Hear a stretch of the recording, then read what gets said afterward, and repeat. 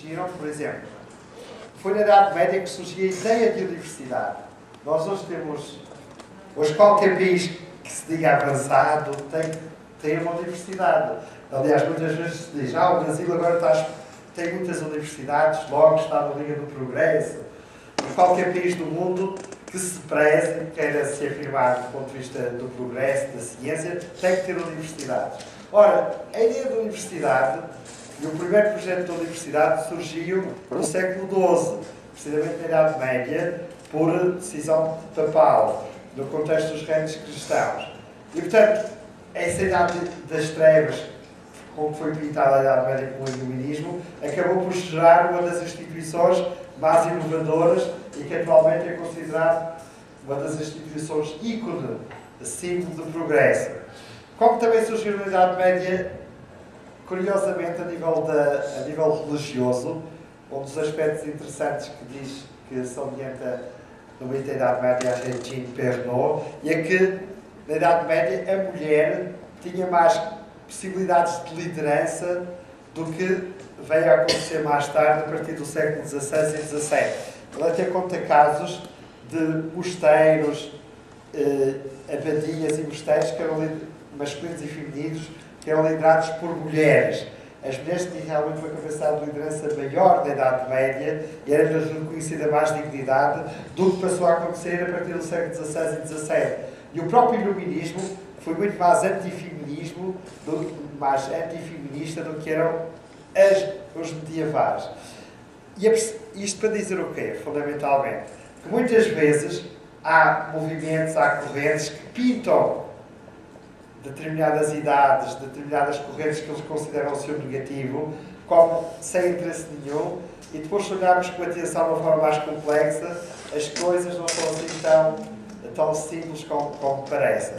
E o problema do Iluminismo foi precisamente criar uma visão muito positiva daquilo que era a sua utopia, a sua ideia de homem, e desvalorizar tudo o resto que aconteceu anteriormente. E isso foi o problema do Iluminismo. E quando vão olhar para a propaganda do Iluminismo, eles disseram o seguinte: porque é que se chama Iluminismo? Iluminismo. Considera-se Iluminismo, até a representação iconográfica dos iluministas é uma paisagem onde começa a aparecer o sol, a iluminar um campo, e então onde está uma parte sombria de trevas que se vai dissipando e vai aparecendo o dia de uma forma luminosa. A ideia de que, através da razão, se vem trazer o sol, a iluminação, a clareza, o esclarecimento, e se ultrapassou a idade das trevas. E eles estabelecem uma visão dicotómica, maniqueísta da história. No fundo, os iluministas veem que, a partir de agora, nós estabelecemos o progresso, o esclarecimento, as ideias avançadas, lançámos luz sobre a humanidade e sobre a sociedade. E até aqui o que havia era trevas, obscurantismo, não progresso, etc. Isto é uma visão simplificada e errada, e não faz justiça à história. E o que nós precisamos ultrapassar são estas visões simplificadas e erradas. Mas muitas vezes são estas que ficam na nossa cabeça. Mas nós, como almas e mulheres de ciência e de cultura, temos que ultrapassar estas visões muito compartimentadas. Há pedacinho alguém me perguntava, que eu esqueci de responder, sobre os Illuminati. Quem é que perguntou? Exatamente. Mas eu amanhã vou falar sobre a maçonaria e aí vou falar sobre esse assunto, está bem? Porque isso é um movimento também de caráter conspirativo, secreto, que tem dado origem a muitos romances, mas amanhã falarei sobre isso. Onde teriam também os jesuítas e tal, não é verdade? Amanhã falaremos sobre isso, está bem? Os Illuminati, é muito interessante. E também o Código da Vinci fala sobre... Você leu o romance do Código da Vinci? Do Dan Brown, leu? Exatamente, aí falaremos sobre isso. Mas esse romance aproveita a ideia de conspiração e faz um enredo, criando a ideia de que a sociedade também se organiza em conspirações. Mas alguém falou sobre esse assunto, está bem? Mais questões? Tem uma questão aí também. Bom, eu queria colocar uma questão que eu acho que é importante para todos aqui que são futuros professores, os que já são professores, né? Que as políticas hoje, públicas no Brasil, elas estão insistindo no reconhecimento das diferenças.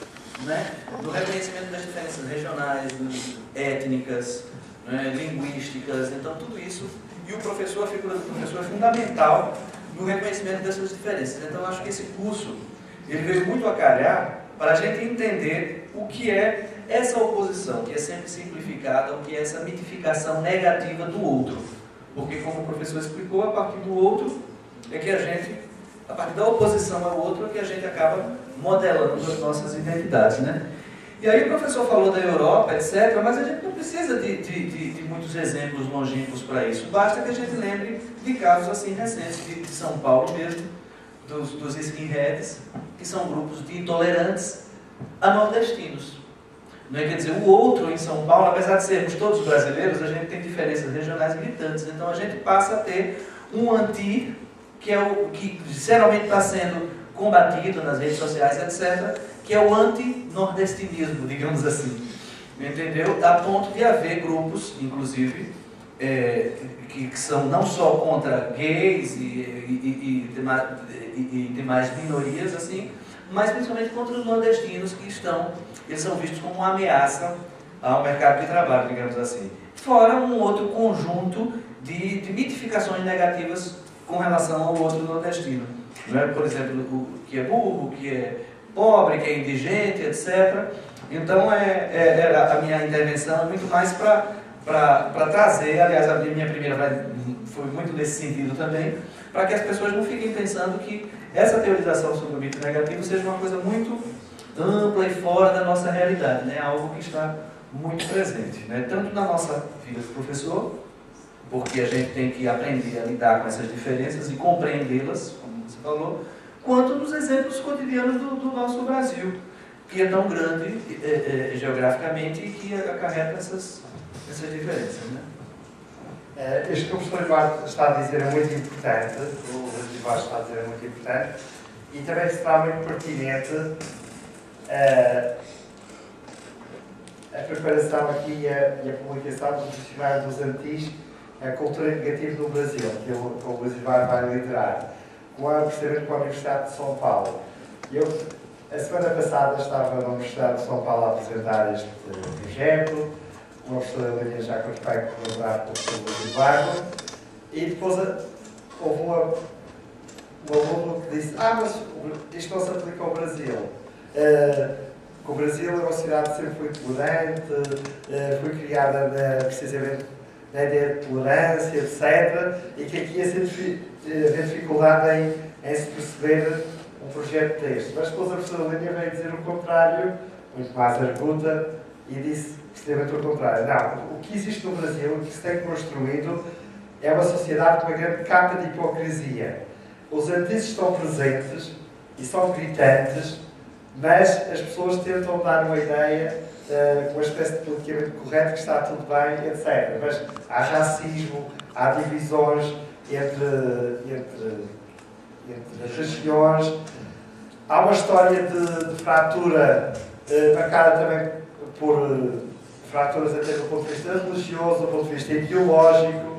Nós sabemos que no século XIX, por exemplo, a importância que teve cá o próprio positivismo, o cientismo e as fraturas que isso criou. E, portanto, fazer um projeto deste vai trazer ao de cima e vai desmascarar muita argumentação que informa, de facto, dinamismos de oposição e que é fundamental perceber, desconstruir, até para melhor depois reconstruir uma organização, uma vida em sociedade democrática. Porque a pior coisa que acontece é que nós costumamos dizer, já dizia um clássico, que a ignorância é a fonte de todos os males. E não conhecer uma coisa é muito pior do que conhecer. Conhecendo, ou conhecermos, compreendemos e sermos capazes de dominar melhor o mal. Por exemplo, o médico. O médico, antes de dar uma terapia com a doença ou um medicamento, primeiro tenta fazer um diagnóstico. E o que é o diagnóstico? É tentar compreender qual é o problema. Só sinto uma dor na barriga. Em vez de, antes do médico aplicar a receita, ou aceitar um medicamento, tem que fazer um diagnóstico para compreender qual é a causa da dor. Para depois poder aplicar o medicamento certo para poder resolver, debelar essa mesma doença. Assim também acontece com os males sociais. Se nós não percebemos primeiro, não compreendermos, não podemos depois arranjar um antídoto para curar o mal. Daí a importância do trabalho deste género, do estudo deste género, em que, no fundo, o professor Eduardo acabou por dizer que os antídotos, as conspirações estão em por todo lado. E temos de estar mesmo, numa sociedade democrática, temos de estar muito preparados para cuidar quando algum grupo destes toma o poder, porque aí acaba e torna-se um tal cupim ou cupim na madeira que destrói a madeira por dentro. Isto já aconteceu, por exemplo, no século XX, no quadro de uma sociedade democrática. Hitler, a gente chama aqui Hitler. Quando subiu ao poder, ele subiu por eleição. Mas ele era militante do antissemitismo. Era nazista, eugenista, combatente dos judeus, e quando tomou o poder, tornou-se um ditador, impôs a sua ideologia e tentou eliminar aqueles que ele considerava os inimigos sociais sem qualquer piedade e tolerância. Ele que era eugenista. Sabem o que é o eugenista? Eugenista. Nunca ouviram falar do eugenismo? Eugenismo. Diga. Sim. O eugenismo é o que funda a ideia de nazismo. O eugenismo, o nazismo, acaba por ser uma espécie de versão especializada do eugenismo. O século, por exemplo, quando vamos ler a literatura científica do século XIX, ela está muito marcada pelo eugenismo.